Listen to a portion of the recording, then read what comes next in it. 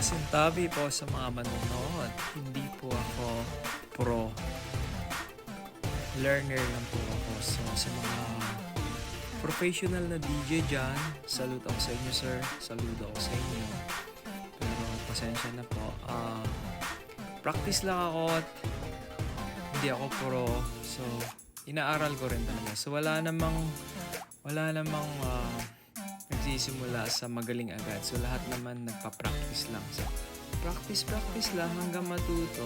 Then, pagtingin kong medyo maganda na, so, may lakas na ako ng loob na pinopost ko. Pero, actually, pasintabi na po sa mga professional.